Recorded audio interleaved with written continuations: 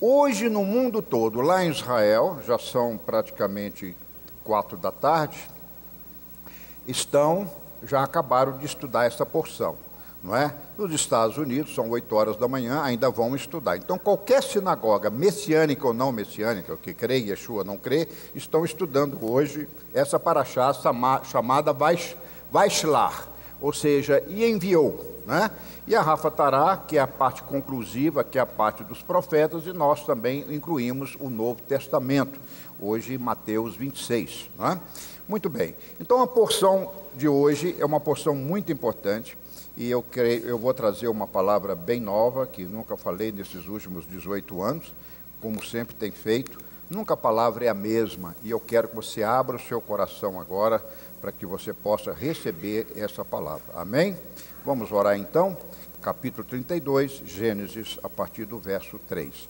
Avinu Malkeinu Sheva Shamayim, nosso Deus Pai Rei Celestial, no nome de Yeshua, nós queremos abrir o nosso coração e queremos declarar que essa palavra nos trará cura, nos trará algo novo, nos trará uma vida nova, e essa palavra vai nos encher, vai nos curar, vai nos libertar, principalmente a nossa mente, o nosso coração.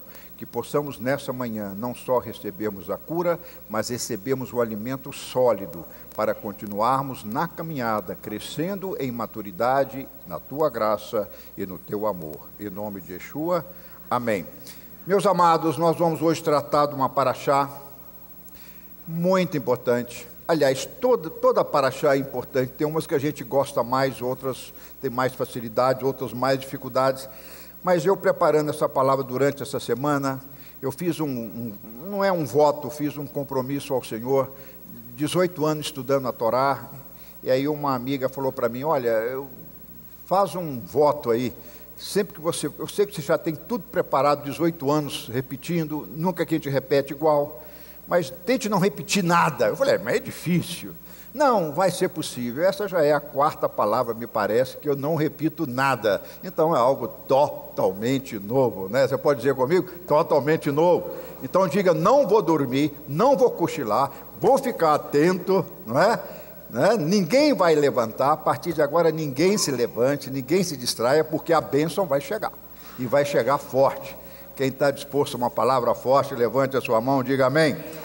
Muito bem, então voltando a Gênesis 32, você sabe da história que o Rocha Mateus pregou no sábado passado, que Jacó agora saindo lá de Padã Aram, volta para a terra de Canaã, e tinha um probleminha para resolver. Qual foi o probleminha?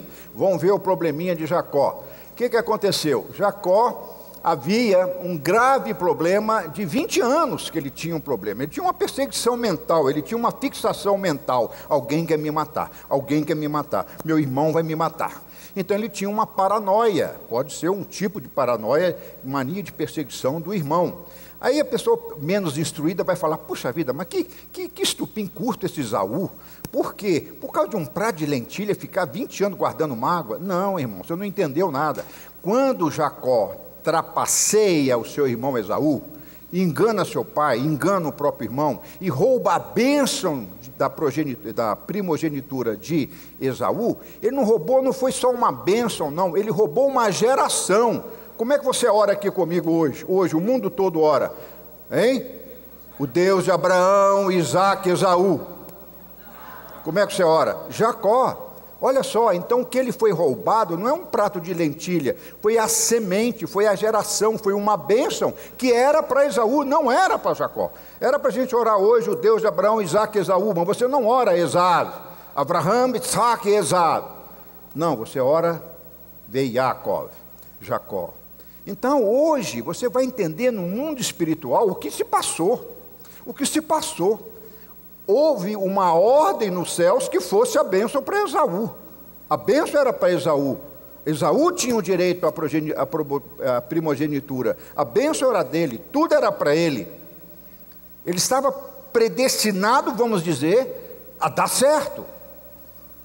Yeshua seria descendente dele. Mas de Jacó veio Judá. E Yeshua é o leão da tribo de Judá. Você vê que foi o Messias que saiu fora de uma geração. Irmão, você tem que entender isso no nível espiritual, né? Não subestime o problema, não. Então, esse sujeito tinha um problema mental. O Jacó estava sofrendo de uma fixação mental. E durante esse tempo todo, ele estava vivendo uma consequência do pecado. Ele tinha uma fobia de um inimigo, ele tinha medo do inimigo dele, que era seu próprio irmão. E por que a mãe mandou: olha, Jacó, vai embora mais rápido que você puder, porque seu irmão vai te matar. Mãe conhece filho, né? Jacó estaria morto se continuasse lá na terra de Canaã. E aí ele sai, lá em Hebron, né? Ele sai, vai para Padã Arã, lá junto um propósito divino que conhecer a sua esposa, conheceu Leia e Raquel, que você já conhece a história, e a ameaça de morte continua. E como resolver este problema? Porém, antes ele envia mensageiros a Esaú. Então, antes de eu falar dos mensageiros, eu vou falar o versículo 5, depois eu volto no versículo 3. Uma das primeiras coisas para se resolver um problema, seja ele mental, uma fobia, uma perseguição, uma paranoia, ou mesmo uma depressão, o que vai acontecer? Você precisa da graça de Deus, a graça. E muitas vezes os tradutores do Antigo Testamento, quando vê a palavra hesed, que é a palavra graça, eles tiram e põem compaixão, benignidade, bondade, misericórdia. A palavra é graça, é a mesma graça do Novo Testamento, é essa graça que está no Velho, não é? Há tantas vezes a palavra graça no Antigo como no Novo. Então eu queria fazer um parêntese, tá? Antes de chegar que ele teve muito medo. Nós vamos analisar hoje duas palavrinhas em hebraico, a palavra irá, e vamos analisar também a palavra medo e a palavra aflição, que é yetzer. Então nós vamos analisar essas duas palavras e tem grandes revelações para vocês daqui a alguns minutinhos. Bom, mas antes, porém, nós temos que aproveitar hoje, eu vou aproveitar hoje para falar um pouquinho do medo e um pouquinho da aflição. Esse sujeito fica 20 anos com um troço na cabeça. Já imaginou o inimigo 20 anos? Meu irmão pode aparecer um mensageiro do meu irmão enviado para me matar. Ele dormia preocupado. Irmãos, foram quase 20 anos. Ele teve que ficar 7 anos com uma mulher, depois trabalhou mais 7 para ter Raquel, 14 anos, ainda passou mais 6 anos com Labão. Então ele estava preocupado. Sempre quando a gente vai resolver um problema de alma, nós precisamos dessa graça de Deus. Você vê que a primeira palavra que aparece aí para resolver, para tentar resolver o problema de medo e de aflição, não é que nós podemos dizer até uma palavra mais moderna para isso, seria pânico. O pânico nada mais é do que essa doença de medo e aflição junta, uma ansiedade junta. Nós precisamos da graça de Deus. Mas como nós queremos essa cura para hoje, queremos trazer essa palavra para hoje, a palavra não é do ontem, a palavra é do hoje, eu quero mostrar para você o seguinte: o que é graça de Deus? Não é aproveitar que apareceu, já apareceu em Noé, essa aqui parece que é a 5ª ou 6ª vez que aparece a palavra graça no Antigo Testamento, não é? Na Torá. Então o que é a graça de Deus? Muitas pessoas não sabem o conceito de graça, que significa. A palavra Rem, ou a palavra Hanan, daí a palavra Yohanan, quer dizer João, Deus da graça, não é? Vem ser gracioso, de compadecer, de implorar, de suplicar, de pedir perdão. Suplicar perdão quer dizer graça. E muitas vezes a pessoa não tem. A primeira vez que aparece na Torá é Gênesis 6:8, quando Noé achou graça aos olhos de Deus, ele encontrou a graça de Deus, está certo? E nós vamos ver que há muitos exemplos da graça de Deus no Antigo Testamento. Quando o Mar Vermelho se abriu, o que foi isso? Foi a graça de Deus que manifestou. Quando as duas colunas, as colunas de fogo aquecia a noite do povo israelita no deserto, foi a graça de Deus. Quando a nuvem parava sobre a caminhada deles, foi a graça de Deus. Quando o maná caiu, foi a graça de Deus. Quando brotou água da rocha, foi a graça de Deus. Então a graça está sempre aí conosco. Isso não é invenção do Novo Testamento, muitas vezes, como muitos cristãos acham que a graça nasceu no Novo Testamento. Eu vou te dar um exemplo muito claro do que é a graça. Todo mundo vai entender o que é a graça no contexto judaico, não é? No contexto da palavra Hanan, da palavra Hesed. Vamos supor que eu peço emprestado ao pastor Jaime R$100. Tira o cifrão aqui, põe reais. R$100, tá, pastor Jaime? Você me empresta R$100. Aí eu falo assim: ô pastor Jaime, me empresta R$100, que eu preciso pagar uma conta. e eu te pago em 30 dias. Passado 30 dias, eu não resolvi o meu problema financeiro, eu volto ao pastor Jaime e falo: pastor Jaime, o senhor me emprestou R$100, eu fiquei de lhe pagar, mas olha, eu não arrumei emprego, e eu não posso te pagar, dá-me mais 30 dias. Aí o pastor Jaime me dá mais 30 dias para pagar a dívida de R$100. Passado mais 60 dias, eu quebro o meu braço, por exemplo. Aí eu chego lá e falo: pastor Jaime, eu não vou poder te pagar, porque aqui, como é que eu vou trabalhar? Eu trabalho com as minhas mãos, eu não posso trabalhar. Me dê mais 30 dias. Passado mais 30 dias, aparece com uma virose, uma infecção, uma diarreia constante, um vírus, uma dengue. Ele chega lá e fala: ó, pastor Jaime, já tem 120 dias que eu te devo R$100, mas eu não consigo te pagar, porque agora eu estou com dengue. Aí, o pastor Jaime, já cansado de ser o meu credor e eu ser o devedor, entende a minha aflição e diz assim: ô Marcelo, quanto você tem no bolso aí? Agora. Aí eu falo assim: pastor Jaime, eu só tenho R$20, só 20 que eu tenho. Aí o pastor Jaime fala assim: me dá os 20 e está quitado os 100. Entendeu? Qual foi a parcela perdoada do pastor Jaime? 80. Então, este 80 que é o conceito de graça. As pessoas não entendem. Muitas vezes os cristãos acham: ah, Jesus morreu na cruz para nos salvar, aleluia, todo mundo está salvo. Não. Para a graça existir, tem que ter uma parcela do outro lado. A graça não existe sozinha. Para eu estar aqui hoje, pregando a palavra de Yeshua, eu tive que entregar a minha vida a Ele, renunciar e tomar a cruz dele. Isso não foi de graça, não. Até hoje eu pago por isso. Agora, a graça dele foi aquilo que me resgatou das trevas. Mas eu entrei com meus R$20. Você entendeu? O que seriam os R$20 na nossa vida prática? A sua fé, o seu quebrantamento, a sua vontade de mudança. Quem quer mudar, quem quer ser curado, vem aqui à frente. Não é assim que as igrejas fazem? O que é isso? É a parcela da graça que você entra. Então ela não vem, Deus não vai entrar pela lareira. A salvação não entra pela lareira como Papai Noel, né? Na cabeça das crianças, que entra pela lareira e distribui presente. Então, meu irmão, a graça, você trabalha para ela. A graça é a parcela que você não pagou. Você entrou com uma coisa, e aquela parcela que foi. Agora, evidentemente, a maior parcela, a maior graça que Deus pode ter dado no planeta Terra é João 3,16, porque Deus, vamos dizer junto, porque Deus amou o mundo de tal maneira que deu seu Filho, para que todo aquele que nele crê não pereça, mas tenha a vida eterna. Isso aqui é só uma pinceladazinha da palavra graça, porque eu vou precisar dela para sair do pânico, para sair do medo. Muito bem, agora eu vou começar falando um pouquinho sobre o medo de Jacó. No versículo 7, ele teve muito medo, irá, e teve aflição, yetzer, não é? E você vai ver que a palavra medo é medo mesmo. É medo de tremer as pernas, é medo de perder a estrutura, de perder o controle. Imagina 20 anos carregando aquela mentira: meu irmão vai me matar, eu tenho que passar o território dele.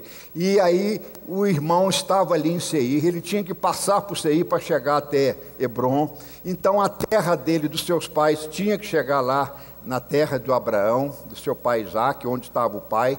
E ele vem com aquela família, vem com seus camelos, com as suas mulheres, com seus filhos. E como ele vai resolver esse problema? Ele teve uma aflição muito grande. Ele teve uma aflição, uma ansiedade. A palavra yetzer em hebraico, olha que coisa bacana. A palavra yetzer em hebraico é a palavra formar. Aí eu peguei, fui pesquisar no original, teve aflição. Mas a palavra yetzer não tem nada a ver com aflição, é formar. Depois que eu fui pesquisar no dicionário, é uma palavra formar, como se forma um quebra-cabeça, entendeu? É de construir, de formar, de construir, né? Eu formei um conceito, não é? De formar, de criar. E sabe o que é a palavra yetzer? É a palavra de formar uma imagem mental. Aí eu falei, o Jacó era doente mesmo. Durante 20 anos, por aquele pecado de ter enganado o irmão, ele estava doente da cabeça. Ele tinha uma paranoia, tinha uma fixação: eu vou morrer, alguém vai me matar. Ele tinha um pânico.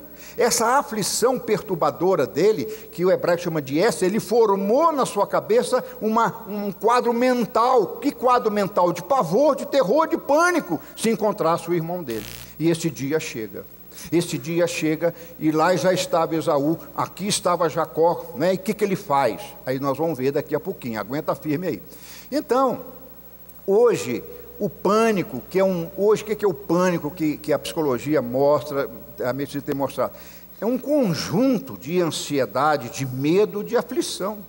Então o medo, a base do medo, juntamente com essa aflição, imagina você, irmãos, com todas as suas mulheres, seus filhos, e Jacó falou, agora ele vai me matar, ele vai matar não só a mim, mas a minha geração, então de que valeu aquele prato de lentilha? Ele vacila tudo isso, ele estava confuso, ele estava em pânico, uma pessoa em pânico não decide, ele estava confuso, ele precisava de assessores ali. E o que ele faz? Ele manda mensageiros, manda os espias, vai lá e vê como é que está meu irmão. E eu vou dividir a minha família em dois, uma para cá, uma para lá, porque se ele vier me matar... Aí vem os espias e falam, ele está com 400 homens, aí ele gelou. Imagina se tivesse 400 pessoas ali querendo me matar aqui no Mineirão. Exemplo, a torcida do Atlético. O Atlético não dá muito mais, né? A torcida do América, querendo me matar, 400 pessoas. E aí... vai acontecer algo tremendo, oh, Marcelo, você roubou lá, agora eles vão te acertar e vão te matar, e vai matar você, vai matar a sua mulher, vai matar os seus filhos. Irmão, pensa, tenta ver o pânico de Jacó. Você tem que imaginar agora o pânico. Ele entrou em pânico mesmo, não tem outra palavra, eu descobri, e é pânico. Porque ele formou um quadro mental e começou a viver aquela ansiedade, aquela agonia. Hoje nós sabemos que afeta milhões de pessoas no mundo o pânico. Esse momento gerado ali de aflição, ninguém está livre do pânico, e ele vem atrelado à depressão, ele vem atrelado à angústia, ele vem atrelado ao cansaço, ele vem atrelado ao estresse, tá certo? Ele vem atrelado a um trauma do passado. O caso de Jacó era um trauma, uma mentira, uma consequência do pecado, ele era uma doença de alma. Então nós podemos só pincelar, que não é o propósito, o que é o pânico. O pânico é essa junção de medo com aflição. E Jacó teve tanto medo como aflição. Não é? E hoje, o transtorno de ansiedade, crises inesperadas e um medo intenso que algo ruim aconteça, era o que Jacó sentia. Pô, ele vai me matar a mim e toda a minha família. Ele entra em desespero. Ele entra em pânico naquele momento. Mas ele sustentava essa fobia há 20 anos. O problema perseguia ele. Um dia eu vou ter que acertar. Quais seriam as causas do pânico?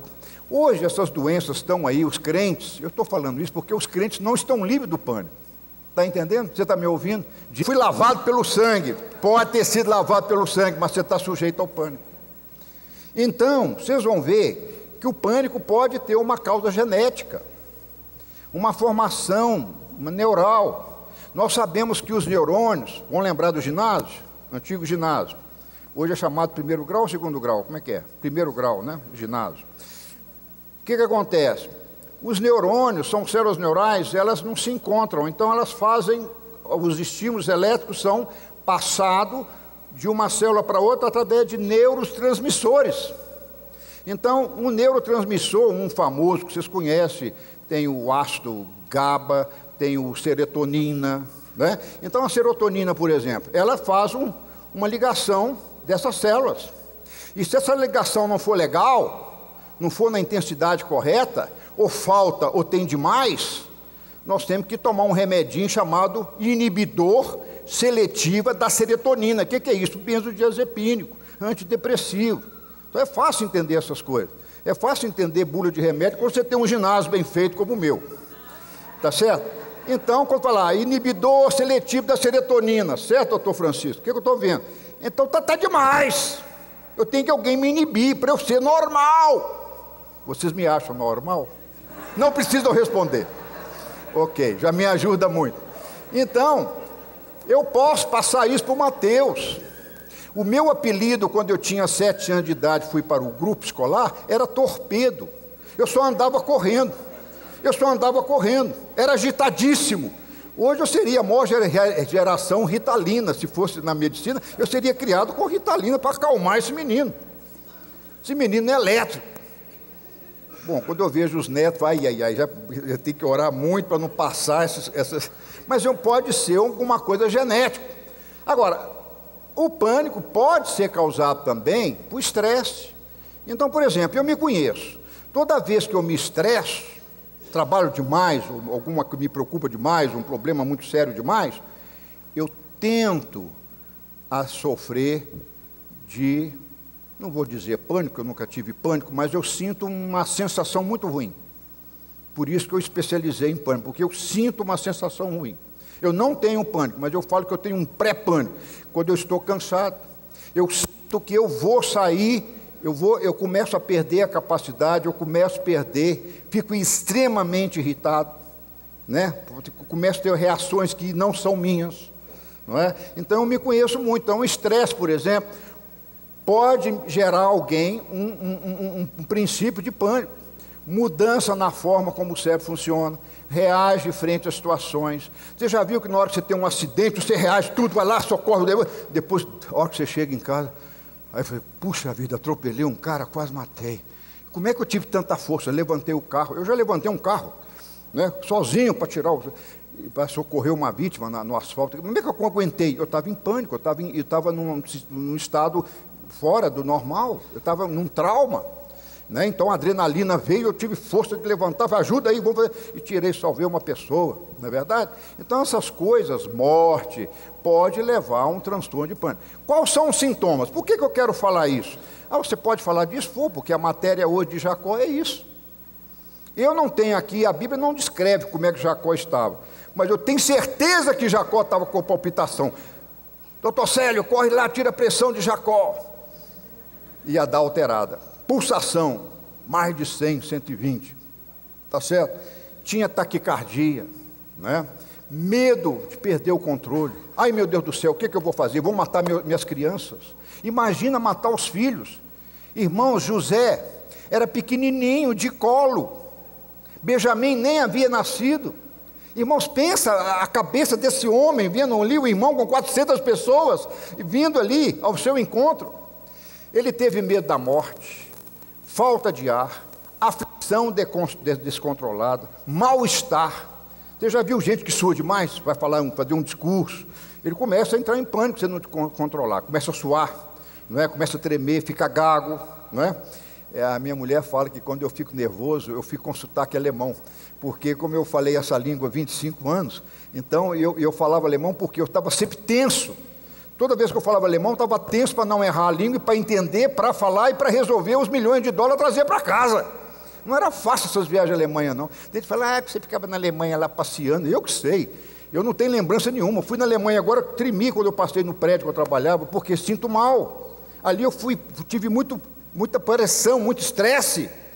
E quando eu fico assim, muito agitado, dá sotaque alemão, eu começo, entendeu? Eu lembro, alguma coisa descontrola. Mas eu nunca falei sotaque alemão com vocês, às vezes, né? Dormência. Então, se você começa a ter dormência, né, o formigamento nas mãos, no rosto, fica vermelho, não é verdade? Você parece que vai perder a realidade. Alguém já viveu isso? Dores no peito, isso eu já tive. Dor, dá um estresse, dor no peito, dor abdominal, corre para o médico, tem nada. Você faz um eletro zerado. Isso já me aconteceu. Cheguei no procedimento, estou tendo um infarto. Aí o médico falou assim, então arrumaram tudo. Na hora que fiz o eletro, o cara falou assim, você não está tendo coisa nenhuma. Mas eu estou sentindo a dor ela existe. Mas não era infarto. Era um estado de pânico, né, de alguma coisa ali. Dor de cabeça, tontura, desmaio, dificuldade de engolir. Meu irmão, tem muitos sintomas do pânico. Hoje os crentes muitas vezes, vou orar em nome de Jesus. Amém, nós vamos ver como Jacó saiu dessa. Aguente aí um pouquinho que eu já estou encerrando o primeiro parágrafo, tá bom? Agora vamos passar então para a cura. Tratamento da cura. Vocês vão ver comigo daqui a pouquinho que Marcelo, o problema é meu. Eu não sou médico, sou psicólogo, né, embora psicanalista.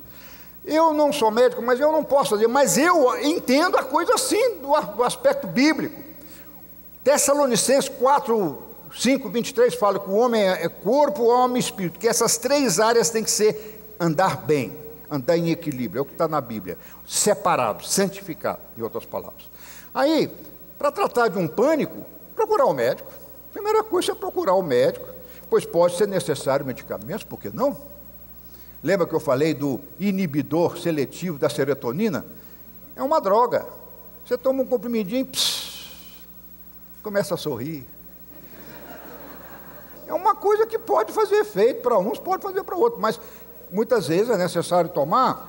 Por exemplo, como um antidepressivo, já é outra linha, uma coisa é ansiolítico, a outra coisa são antidepressivos. Existem drogas hoje muito modernas, que sabem tratar do que é uma ansiedade, sabem tratar do que é uma depressão, não é? Numa depressão você já vai partir para trazodona, esses remédios mais de outra linha moderna. Mas, por exemplo, hoje tem remédios já que controla depressão, ansiedade e compulsão, né? E agora uma irmã me escreveu essa semana, um abraço para você, minha irmã, falou assim, olha, eu vou tratar da sua mamãe com homeopatia. Não sei, eu falei, deixa-me ver, eu não conheço. Pode ser, não sei. Eu sei que é possível, porque é corpo. Agora, tratar só do corpo não adianta, porque se o problema é da alma. Então, nós pastores, nós médicos aqui, né? Nós não, médicos daqui da casa, tem que atentar para a alma. Não é só o psicossoma, não, eu falo pneuma psicossoma, que tem o espírito também. A pessoa está possessa com o espírito maligno, remédio nenhum vai fazer efeito. Né? Então, o aspecto da alma, nós temos hoje o TCC. O TCC é a terapia cognitiva comportamental, é uma técnica de tirar pânico. Você está entendendo? Vai trabalhar com a cabeça, vai ver que o medo, por que você tem medo? Vão enfrentar o medo, não é? Vamos pôr em situação que você tem medo. Primeira coisa que você aprende, né, que eu estou treinando a minha mamãe lá, que ela está sofrendo muito desses pânicos, na época da doença dela, que é outra coisa. Eu falo com ela, mãe, pânico não mata. Você já viu isso? Porque óbito, morreu de pânico. Não existe isso. Tá certo? Morreu de uma pneumonia, de uma queda, morreu de outra causa. Mas pânico não mata. Então, essas doenças da alma, essas doenças que estão de aflição, de ansiedade, pode matar, te levar a um tumor. Aí é outra coisa. Você morreu do tumor. Mas diretamente o pânico não mata. Então, você pode enfrentar o pânico, ocasionado por trauma, dificuldade de viver a realidade, uma fixação mental. Eu tenho certeza que Jacó tinha uma fixação mental, só pensava no irmão. Pô, aquele miserável vai me matar, eu vou ter que acertar as contas com ele. E no aspecto espiritual, como é que se cura? Um aconselhamento espiritual, é o que eu faço, né? O que o pastor Jorge faz, o que o Rocha Mateus faz, aconselhar espiritualmente, orar, não é? Agora, vocês vão se surpreender. Vocês vão ver como Jacó saiu do pânico. Eu vou dar 10 receitas de Jacó. Fala com o seu vizinho, vai ter 10 receitas de Jacó que você vai prescrever. E você vai ver que das 10 receitas, 60% foi oração. Que coisa, hein? 60% ele venceu pela oração. Mais ou menos. Nem fiz essa conta. Mas eu sei que o jugo de Yeshua é leve e suave. Joga o pânico nele, joga o peso dele, joga a sua... Não andeis ansiosos por coisa alguma. A palavra já falou que os crentes iam viver ansiosos. Jogue nele, o nível dele, o jugo dele é leve e suave. Leva sobre si todo o pecado, toda a maldição. Então, meu irmão, o pânico, a aflição, a ansiedade, ela anda junto com o medo. Vamos ver se a Bíblia fala de medo? Porque nós temos que trabalhar com isso, não adianta. Esta casa aqui não é aquele evangelinho de você pregar Jesus para ir para o céu, porque isso não é um evangelho que está na Bíblia. Não é essa a concepção final de você converter, é você ser vitorioso, é você ser nova criatura em Cristo Jesus, enfrentar as suas trevas a cada dia pior. Diga ao seu vizinho, está cada dia pior o mundo, a começar pelo governo. E vamos orar para 1º de janeiro não vir pacotaço aí em cima de nós. Está certo? Vai piorar. Mas eu sei que eu irei de bem a melhor, seja qual for a aflição, qual for a tribulação, porque eu tenho revelações, eu tenho coisas. Então, o medo é um sentimento de inquietação, ante uma noção de perigo. Jacó não sabia como é que o irmão ia reagir, se ia mandar matar, se ia matar de pouquinho. Ele vai me matar. Ele vai me vingar, ele vai doer, ele vai fazer eu sofrer. Irmão, você está entendendo? Então o sujeito começa a construir na cabeça dele uma série de medos, uma ameaça, um pavor, um terror. Vocês vão ver que o medo atinge todo todos nós. Quem não tem medo aqui, levante a mão. Pode procurar um psiquiatra urgente. Gente que não tem medo, sai fora dele, porque o medo é bom e ruim. Mas olha, o medo, mas você já viu isso? Meu avô falava, estava na fazenda dele, a gente punha um bambu para atravessar o rio, né? Aí chegava na metade, você lembrava que o bambu tem o peso próprio, então faz uma flexão. Aí você... né? Aí, não, vou voltar, porque se eu cair, o rio está cheio de piranha. Aí chegava um primo que eu tinha meio perturbado, deixa comigo, caía, eu machucava, quer dizer, coragem demais é falta de equilíbrio, e tinha que ter um pouquinho de medo. Se você não tem medo, você sai pondo, pegando em quente, você sai andando em brasa, você vira um sujeito meio demoníaco aí, tá certo? Então, é necessário que o medo atinge todos nós. Agora, o que vai diferenciar de nós do estado normal para um estado anormal é a intensidade do medo. Porque se uma pessoa é medrosa demais, já está para trás. Não vai ter sucesso profissional, não vai casar, vai fracassar, não vai conseguir permanecer no emprego, que é medo demais, não é? Já pensou, no primeiro dia de emprego na sua empresa, passa uma barata e você sobe na mesa do chefe, ai, barata! Isso já aconteceu dentro do meu gabinete pastoral. Passou uma barata e, ai, barata, subiu da minha... Ei, você está na minha mesa, nos meus papéis. Barata, Rabino, barata. Então, esse medo aí, não precisa nem fazer o teatro aqui, vocês já viram que tem uma anormalidade muito grande. Então, tem que tratar. Todos nós temos que nos prevenir para tratá-lo, espiritualmente, emocionalmente e farmacologicamente. Olha o que diz a palavra. Leia comigo. Ainda que eu ande...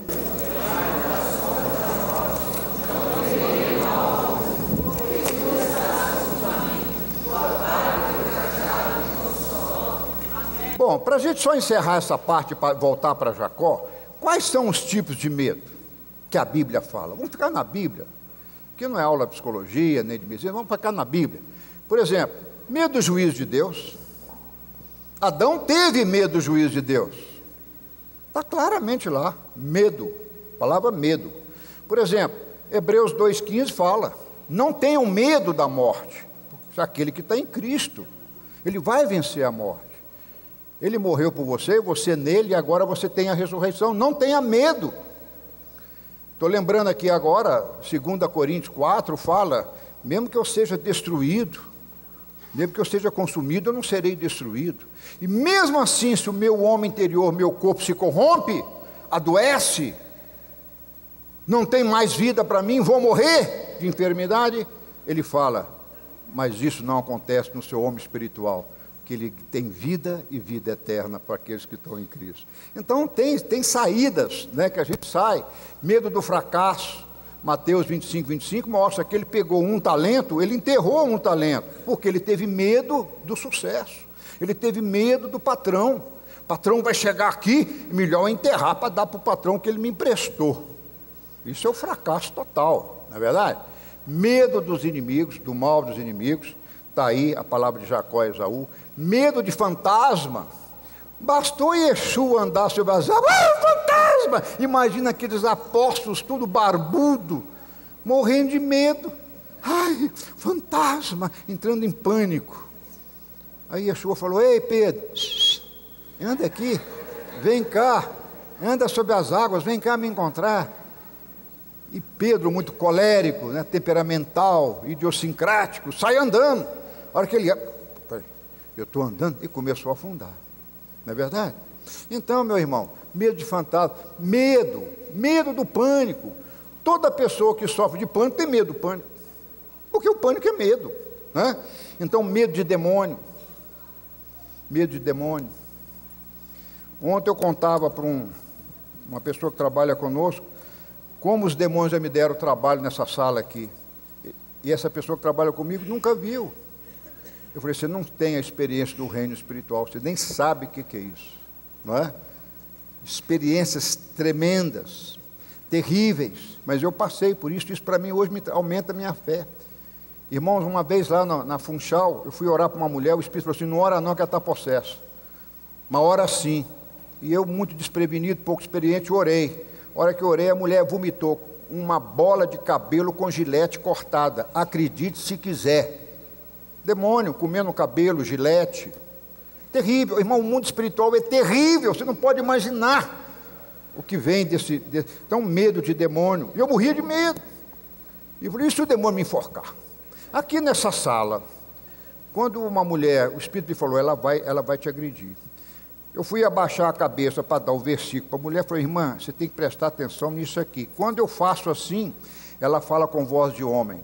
Eu já vou falar porque ela já foi embora daqui, então eu posso falar. Você está indo longe demais, eu quero te matar. E saiu da cadeira ali e veio com a mãozinha no meu pescoço. Aí eu falei, estufei o peito, já tenho experiência, não tem medo de demônio. Eu falei, não me toques, tá bom? Você está indo demais. E a mulher, aquela bonita, meiga, com aquela voz de homem. Quero te matar. Eu falei, é bom você ficar com a sua mão aí, que você não vai me encostar.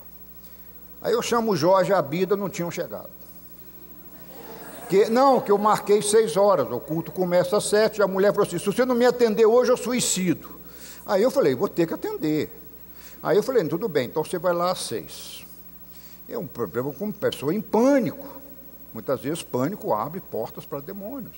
Eu já aprendi isso também. A falta de controle. E crente.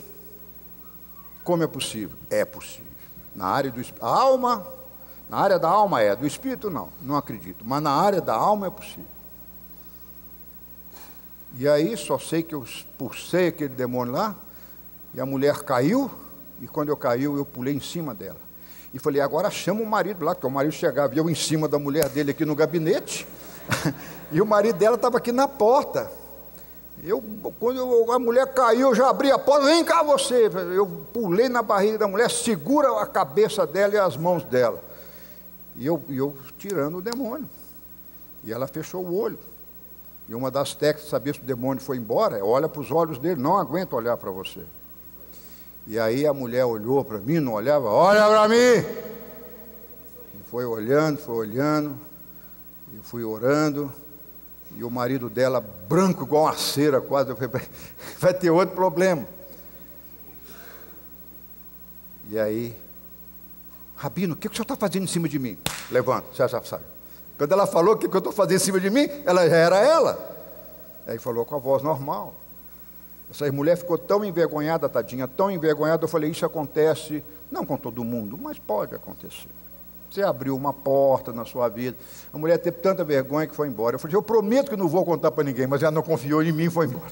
Bom, medo de inseto, medo de pessoa, medo de chefe, medo de marido, medo de ficar pobre, medo de crise econômica. Está aí a crise econômica para mês de janeiro. Vocês não foram votar? Votaram? Vão receber o resultado do voto, para quem votou. Vai vir coisa ruim. Vai vir coisa ruim para nós aí, tá certo? Medo do fim do mundo. Quando eu era de uma igreja, o pastor virou para mim e falou assim, por favor, eu te dou a palavra aqui, mas não fala de Apocalipse, não. Eu falei, por quê? Porque é do fim do mundo. Eu falei, e qual é o problema? Os membros têm medo, vai tudo embora para outra igreja. Eu falei, pastor, eu não posso pregar a vinda do Senhor Yeshua. Na época falava Jesus, não lembro de Jesus, porque o senhor, como é que é? Não, você não prega isso aqui não, porque os crentes vão tudo embora para outra igreja. Medo de morrer, e vai por aí afora, não é? Então, encerrando o medo, Deus não prometeu tirar nosso problema, nossa dor, não. Mas Ele prometeu, o que Ele prometeu? Está conosco na crise. Lembra o Salmo 23? Tem uma frase aqui, do Mark Baker, que eu gosto. Ele diz assim no livro dele, sofrer não é uma opção. Ninguém vai escolher sofrer. Você quer ver uma coisa? Quem quer sofrer aí, levante a mão hoje. Aí, ninguém levanta.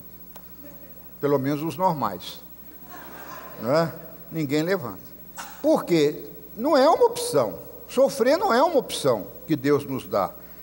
Mas a forma de sofrer é nossa escolha, não é verdade? Já que o sofrimento veio, a forma de eu sofrer, a escolha é minha, né? Então vamos continuar aqui, para encerrar essa parte. Deus também não nos prometeu que o mal jamais aconteceria. Eu que trabalho com doente toda santa semana, eu tenho que ter isso decorado. Mas por que aconteceu comigo, Rabino? Eu era dizimista fiel. Eu falei, olha, é bom. Quando é muito fiel, vem provação também. Não é? Mas eu era assim, eu não mereço essa doença. Ó, já errou. Porque se ele está no controle de todas as coisas, ele sabe. Tudo coopera para o bem daquele que crê. Deus nunca te prometeu que você não ia ter uma doença. Mas Ele prometeu nos consolar, isto é, renovar as nossas forças, diga, força, vigor e ânimo. Vamos dar um pulinho lá no hebraico. Saad, força. Força. Hoje eu quero impartir com vocês força. Para vencer medo, vencer pânico, vencer doença, vencer crise econômica, vencer crise financeira, força. A outra palavra que vem junto no hebraico, misaad, ou seja, no sentido de vigor. É uma força, mas vigor. Você pode ter uma força física de realizar um trabalho, mas não ter o vigor para realizar. Então tem que ter força e vigor. Aprenda isso, meu irmão. Aprenda isso. Pai, me dê força, mas me dê vigor, né, para que eu possa resolver isso. E a palavra Naham. A palavra Naham vem de Nahamu, consolar e o meu povo consolo. Olha, você quer o santo remédio? Esse é o maior inibidor de serotonina, adrenalina, GABA energético, sei lá o que for, é chamado por Deus de consolo. Consolo para mim, olha, é a coisa mais gostosa do mundo. Dentro da misericórdia de Deus tem muitos atributos na graça, né? A graça tem muitos atributos. Um dos atributos da graça é o consolo. Ô, gente, a coisa mais gostosa é ser consolado por alguém, não é não? Alguém te consolar, alguém dá o ombro, te dá, chora aqui, chora no meu ombro. Puxa vida, aquilo fala um bem, uma palavra, uma oração. Então tem coisas que alivia a dor, tira a dor, o consolo. Conforto é a força divina, olha que bacana isso, conforto é a força divina para nós, em nós, para lidarmos com o nosso medo. Então eu preciso do conforto, que significa enfrentar e não fugir do problema. Conforto significa força divina em hebraico. Conforto em hebraico não é confortar de consolar, de dar o ombro, é dar força, algo dos céus, para que você reagir e não fugir da situação. Fugir do medo, da crise, pode nos levar em direção errada. Então, muitas vezes, o ato... Estou lembrando aqui uma irmã que mandou um e-mail para mim, eu recebo e-mail de toda espécie. Rabino, põe lá um molhador, o senhor fica molhando a língua e passando essas folhas. Eu falei, irmã, manda para mim de presente, mas até hoje não chegou. Aquele negocinho que você molha aqui para passar as folhas. Sinal que está prestando atenção, né? Mas vamos voltar para cá. O medo é tolerável quando não o enfrentamos sozinho, ou sozinhos. Então, medo é tolerável, agora não fica sozinho não, tá bom? Se você está com medo hoje aí, procura ajuda. É necessário pedir ajuda. É necessário ter confiança para enfrentar o medo. Salmo 27, 1, fala, me dê confiança, Davi falou, para eu enfrentar o meu medo. Me dê confiança, eu tenho que ter confiança. Fidelidade, Deus é fiel, Ele não vai falhar comigo. A autoconfiança está fundamentada no equilíbrio de duas coisas. A autoconfiança, coragem e aceitação. Coragem se baseia no agir. Irmão, você tem que saber esses truques. Esses são os truques porque uma pessoa é bem sucedida, o outro corre para ficar fracassado quando vem um problema, porque problema todos nós teremos. Passar por morte, por situação de morte, risco de vida, problema com o filho, problema financeiro, virá. Mas o que me faz reagir é isso aqui, coragem se baseia no agir, mas a aceitação no ser. Quantos problemas eu tenho vivido hoje, a pessoa doente não aceita a doença? tem um problema de aceitação. Tem coragem para enfrentar o problema, mas não tem aceitação. E aceitação não é no agir, aceitação é no ser. Muitas vezes confiamos no que fazemos, mas não no que somos. É profundo. Então, você entrar no âmago da coisa é profundo. Quando falhamos em ser, valemo-nos da necessidade excessiva de compensações para sentirmos seguro. Isso é o que mais tem na vida. A pessoa começa a fechar a porta, trancar os cadeados, pôr grade, quer dizer, o negócio dele está lá dentro, o medo dele está lá dentro. Então ele começa a pegar a segurança, o carro, vão blindar o vidro, blinda a porta, blinda a mulher dele, blinda o óculos da mulher, você pode atirar que o óculos dela manda a bala de volta. Ai, meu irmão, isso é uma paranoia, uma neurose, está mais doente que qualquer outro. Então, a gente tem que saber um pouquinho, senão... Porque, gente, por que eu estou dando essa palavra? Porque a coisa vai piorar.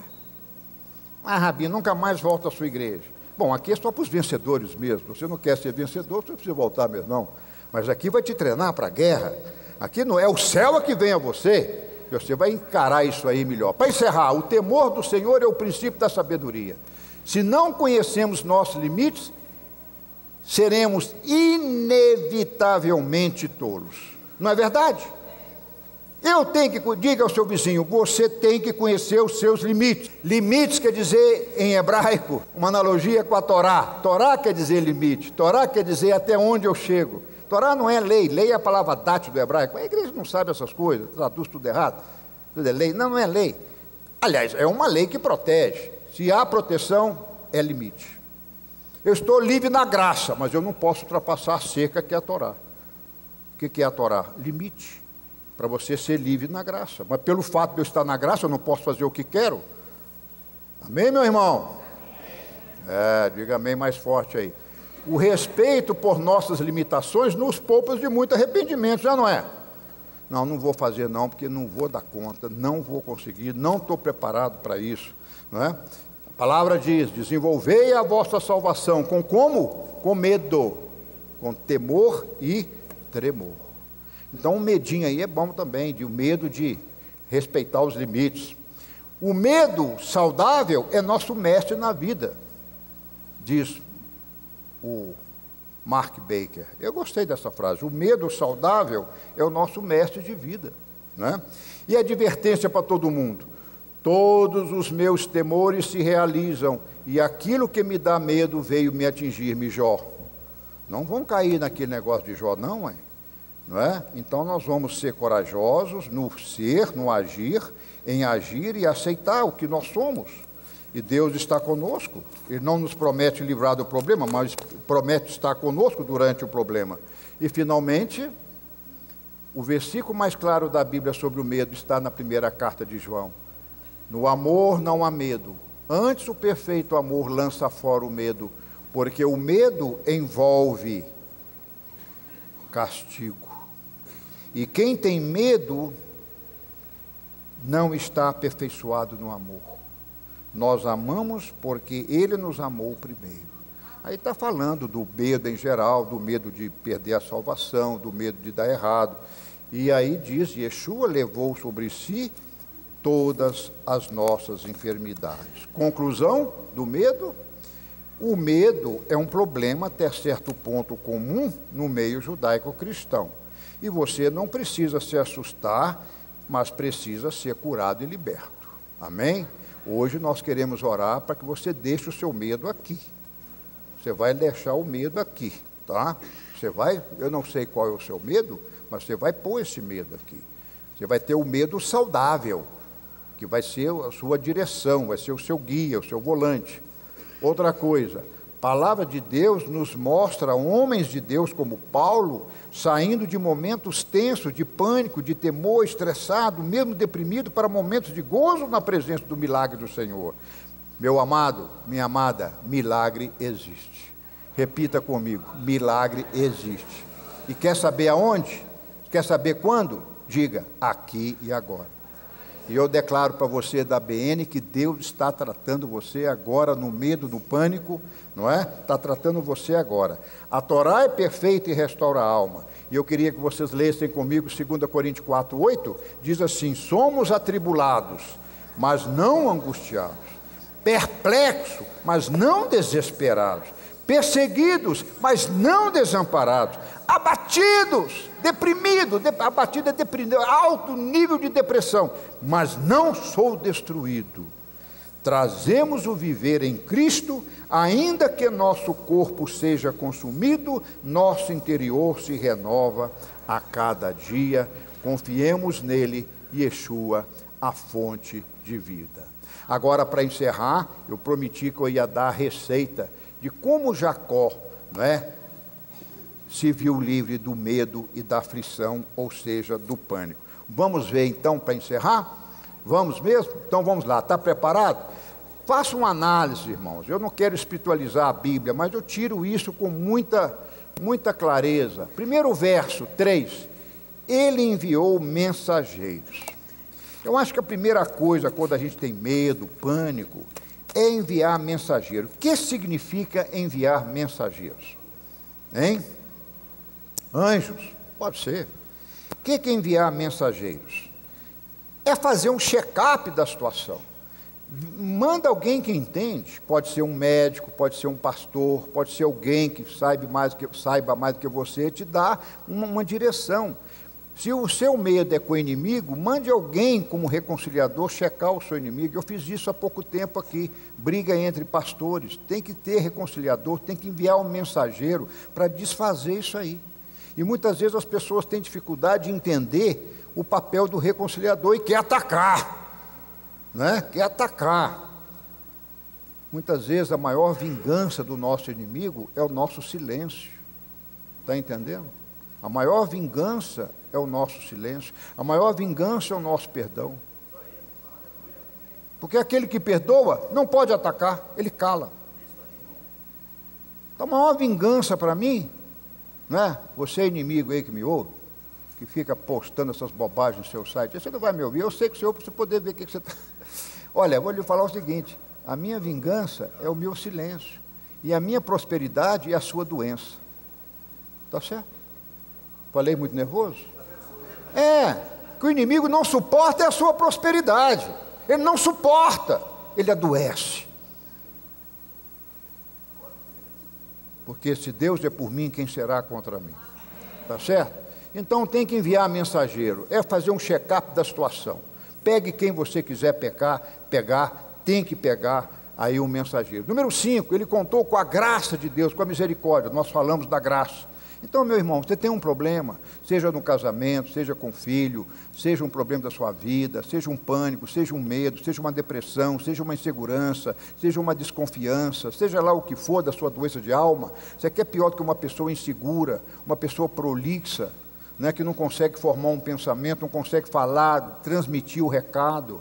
Então, precisa da graça de Deus. Você vê que eu aprendo aqui, ó, primeira solução de Jacó, enviar mensageiro para sondar como é que está a situação. Porque olha para mim, porque aquele que está em pânico, qual que é um dos primeiros sintomas do pânico? Não enxergar o que? A realidade. É ou não é?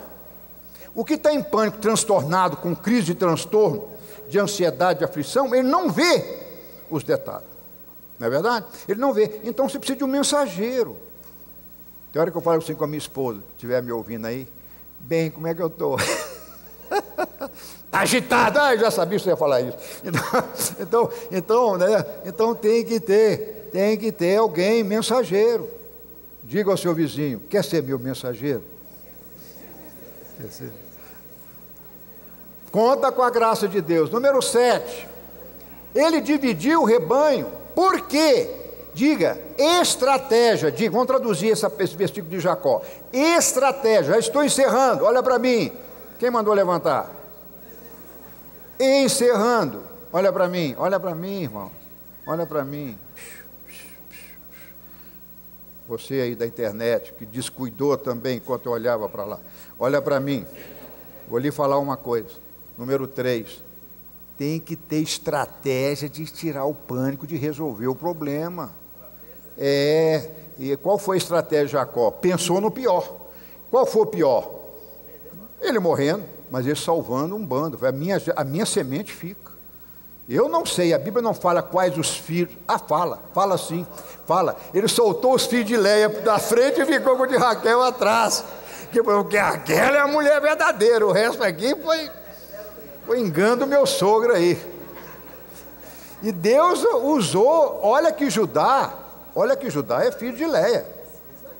E Yeshua veio de quem? De Leia. Então, se Esaú tivesse matado o primeiro batalhão, os 6 primeiros filhos, depois dos filhos naturais, depois das escravas, as servas, que era Bila e Zilpa, e depois ele vem lá com a Raquel, escondendo o José debaixo do colo, sei lá o quê, para proteger o menino. Então, ele pensou no pior e fez uma estratégia, usou de uma estratégia para resolver, amenizar o problema. Qual foi, além da estratégia de dividir o grupo, o que ele fez? Tentou corromper, no sentido bom, porque corrupção dada não é corrupção. Ele falou assim, fala lá, que eu sou rico, bicho.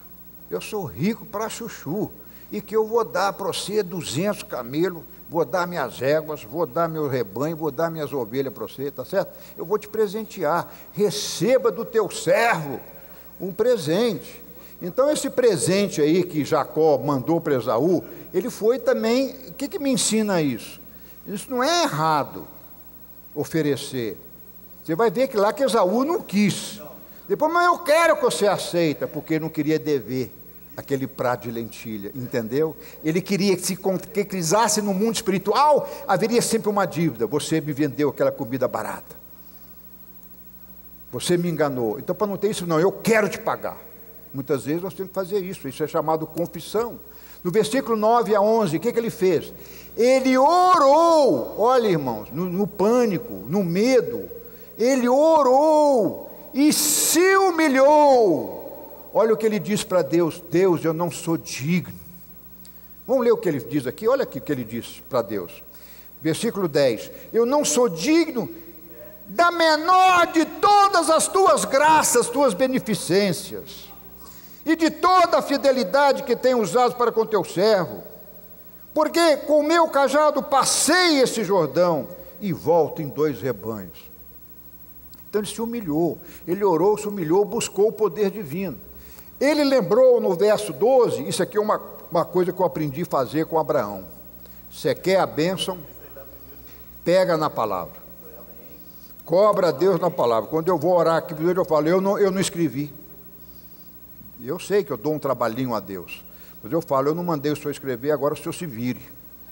Porque o senhor falou para chamar os presbíteros, ungir os enfermos com óleo. Eu estou fazendo, então agora o senhor cure. Eu pego Deus na palavra, como Abraão pregava. Abraão era mestre para pegar Deus, e os seus filhos idem. Olha o verso 12. Pois tu dissestes, Jacó no desespero do pânico falando com Deus. Gente, vocês estão vendo a cena do filme? O irmão estava marchando, o exército estava chegando, estava encostando, e ele naquele pânico de desespero. Você está entendendo? Você tem que fazer um teatrinho para você entender. Aí ele falou assim: certamente te farei bem. O Senhor Deus do meu pai Abraão, do meu pai Isaac, o Senhor disse que me faria bem. Lembra quando eu fui lá para Padan-Aram, que o Senhor me mostrou a escada? Lembra que o Senhor me mostrou o Betel, o lugar da casa de Deus? Lembra que o Senhor falou comigo que a minha descendência seria como a areia do mar? E agora eu morrendo aqui com o meu inimigo ali na frente, se vire! Em outras palavras, ele estava falando com Deus. Ele pegou a palavra, porque ele é fiel. É a palavra amém, né? El Meler Ne Eman, é o acróstico que forma a palavra amém. Amém não quer dizer assim seja, isso é um conceito romano. Amém, dentro do conceito hebraico, é um acróstico, El Meler Ne Eman. As primeiras letras formam a palavra amém, que quer dizer El Meler, Deus é rei, para cumprir o que ele prometeu. Isso que é amém, é a certeza da promessa. E aí ele lembra a palavra, versículo 18, presenteou o irmão. Agora tem um detalhe aqui. O hebraico, se você tiver no grego, é bom você passar para o hebraico. A primeira palavra presente que apareceu lá atrás foi presente mesmo. Minha, oferta.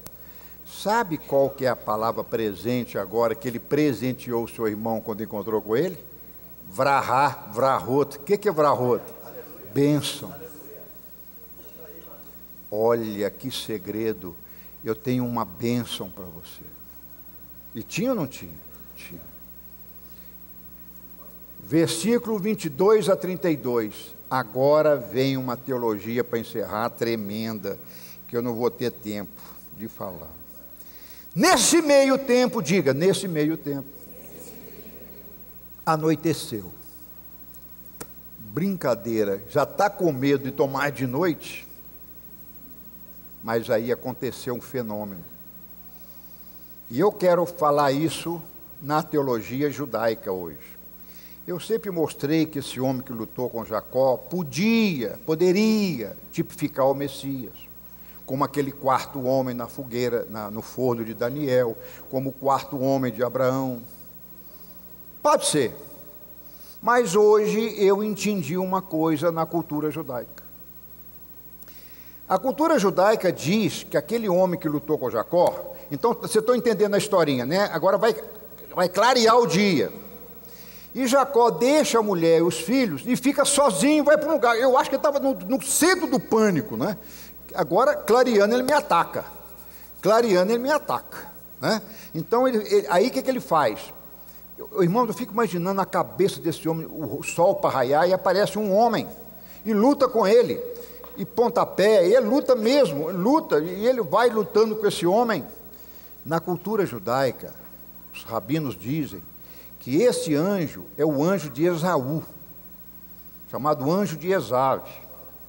Por quê? Porque Esave tinha direito à primogenitura e Deus estaria com ele, e Deus jogou anjo para ele. Agora, Esave saiu fora casando com Meteia, não desonrou o pai e mãe. Então, mas o anjo ainda estava com ele. Olha para mim, para você entender. Eu creio nessa explicação judaica. Algo preciso. E o território era de quem? De Esaú. O território não era de Jacó.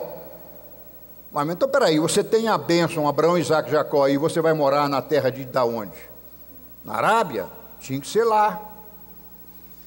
Olha para mim. Os rabinos dizem que quando esse anjo de Esave brigou com Jacó, houve uma poeira no trono de Deus. E essa briga foi para gerar no mundo do espírito a outorga 100% da semente de Jacó como a linhagem do Messias. Porque o direito legal era de Esaú. Então, espiritualmente, Jacó estaria derrotado. E aí, quando esse anjo de Esaú luta, diz os rabinos na Midrash, que chegou essa briga aos céus, e agora eu vou falar pelas minhas palavras. Eu entendo que naquela hora que houve essa briga, é como se diz, você vai ter que ganhar esse território no mundo espiritual.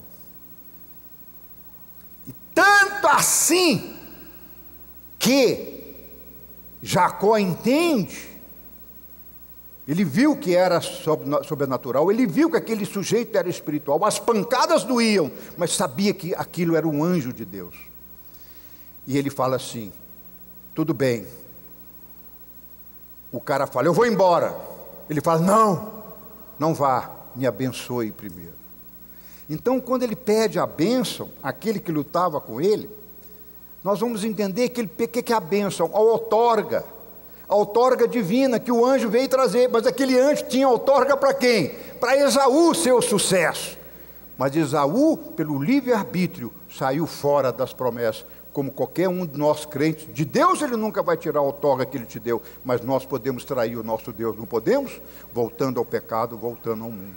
E aí nesse momento, é como quando ele pediu a bênção, falou, me dá a outorga, me dá o direito agora lá do trono, para que eu possa entrar e herdar a terra de Canaã. Entendeu? Eu estou pondo aí meu conhecimento, porque os rabinos não chegam tanto assim. Mas a gente que está num contexto messiânico consegue entender mais coisas. E aí, ele abençoa e fala assim, seu nome não será mais Yaakov, enganador, seu nome não será mais enganador. Seu nome será Israel, que é aquele que luta com o divino e prevalece. Essa luta não é uma luta de briga, é uma luta de conquistar, é uma luta de convencer, é uma luta de apropriar. Então, Israel é um acróstico da palavra em hebraico Kisarita El. Esse Sar é príncipe.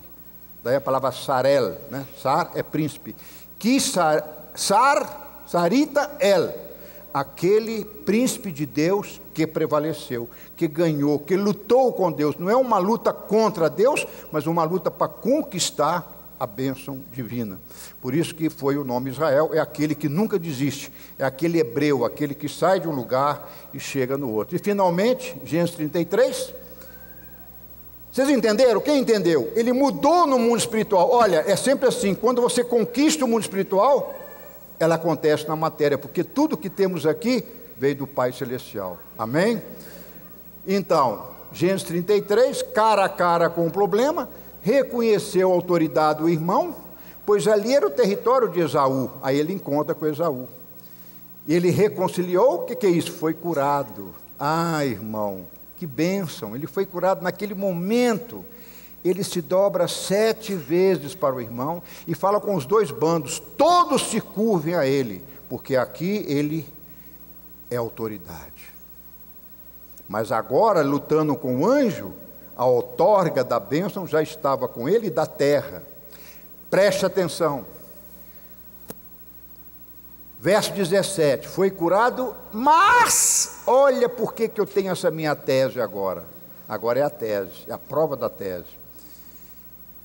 Ele entendeu tudo, que o Esaú nunca mais teria a bênção da progenitura, que aquela bênção já era dele de fato, ela se concretizou ali. Por quê? Porque Esaú fala, ei meu irmão, more comigo lá em Seir. Ele fala, não meu irmão, não, eu vou te mandar gente do meu exército para te guardar. Ele fala, não quero, para que mais gente? Eu já tenho demais. O que ele está falando? Meu amigo, meu irmão, eu reconciliei com você, agora você casca fora para lá, porque você está na maldição, bicho. A outorga já está comigo, a bênção já está comigo, eu não quero nem, irmão, com um irmão de sangue. Isso é muito profundo entender isso. E aí o que ele fez?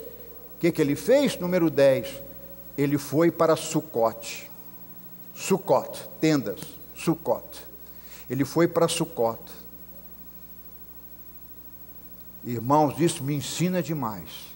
Ele foi para outra terra, ele não quis conviver com o seu irmão, porque ele sabia que ele estava agora predestinado de fato, com a outorga da bênção do Eterno, para ser o Deus de Abraão, Isaque e Jacó.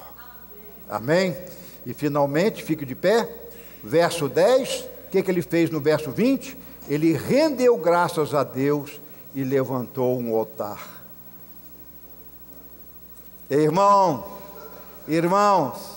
eu não sei o que o Mateus pregou, não quero ser contra a palavra dele, mas para mim o Beit El, a casa de Deus, para mim, Rabino fala que é Monte Sinai, nunca!